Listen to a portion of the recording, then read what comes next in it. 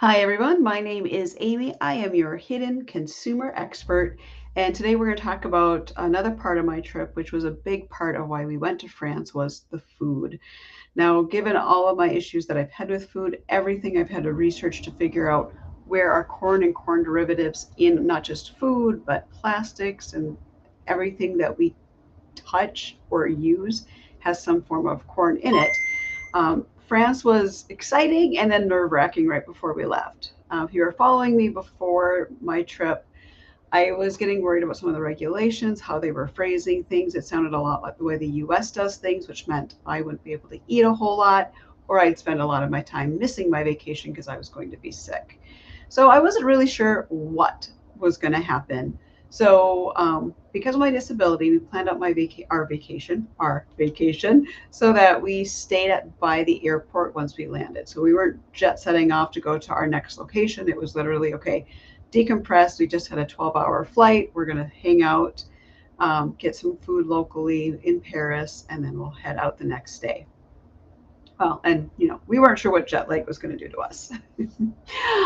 So we ate at a local restaurant, but it did cater to travelers, so it wasn't local.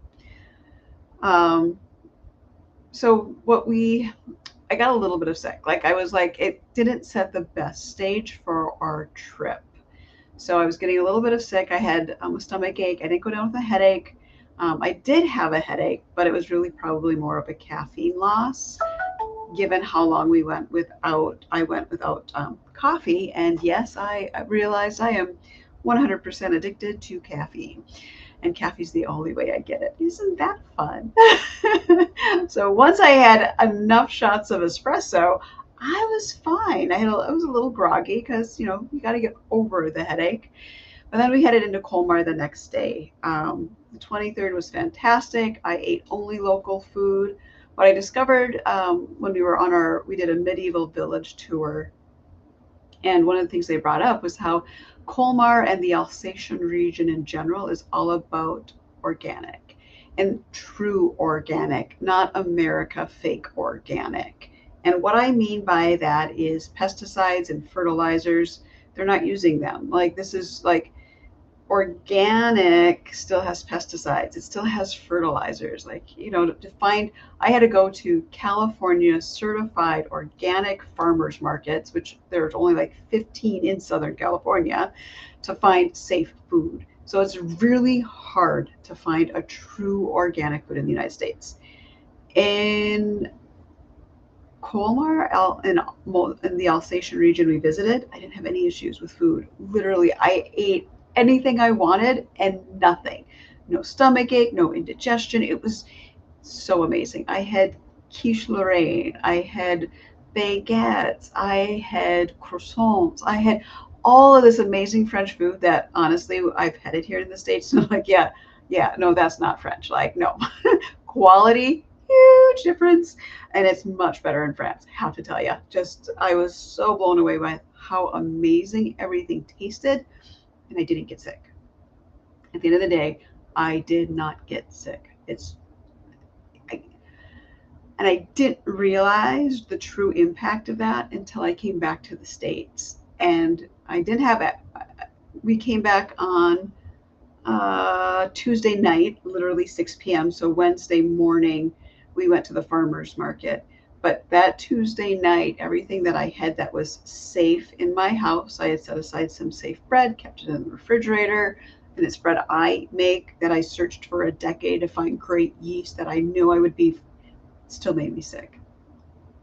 Like, I realized coming back to the States, I live with a level of constant daily illness based on the food I eat and whatever else is in my environment that I did not have to deal with for 10 days in France. And my mind was really blown. Um, didn't realize how, like, I know the food quality here is poor to begin with. The focus here is get everything as simple, make it easy, but we're not really giving our bodies true nutrition. Our bodies are fighting against what we're eating, whether we know it or not, because we're not really getting the nutrients our bodies needs in that cheap, fast, overly processed food.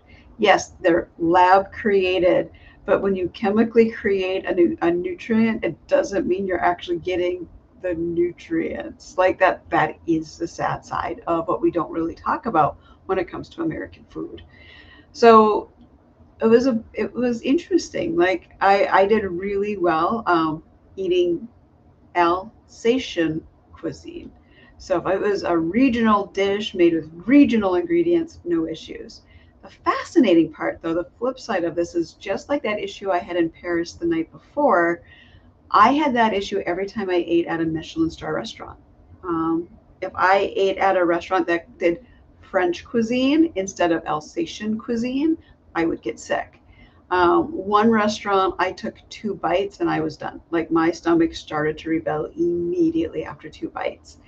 Um, Again, they're using in a French cuisine, they are going to use some American based lab ingredients like cornstarch. It just is what it is, right?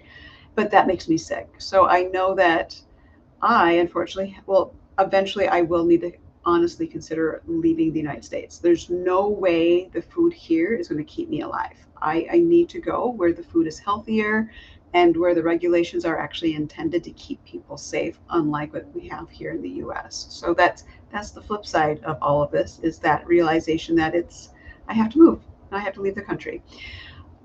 With that said, not everybody is as sensitive as I am, so please, be aware of that. But people like me who are that sensitive to corn, the learning you can take away is what you think you're eating that's healthy may not be healthy and is probably in some way could still be making you sick, whether you realize it or not.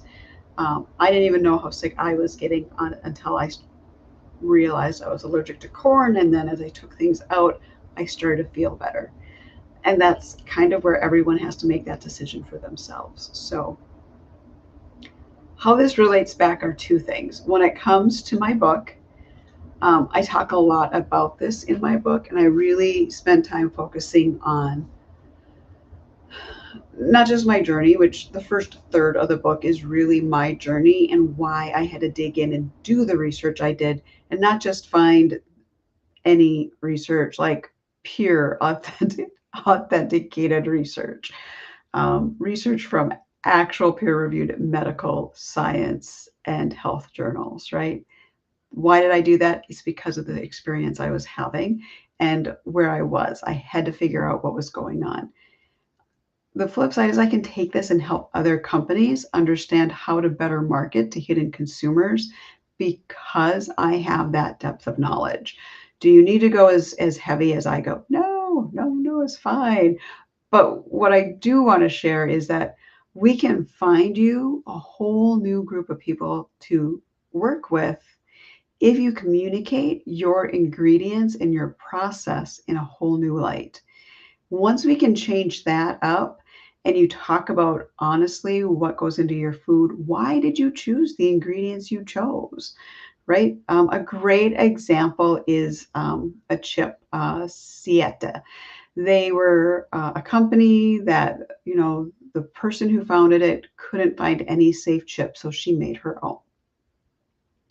Now, she did so well. Her and her family, there were 7 members that started this. They did so amazingly well. They got bought out by Pepsi. You can't fault them for that. However, once Pepsi bought their chips, guess what? A majority of hidden consumers can no longer eat their chips because they changed out all the ingredients.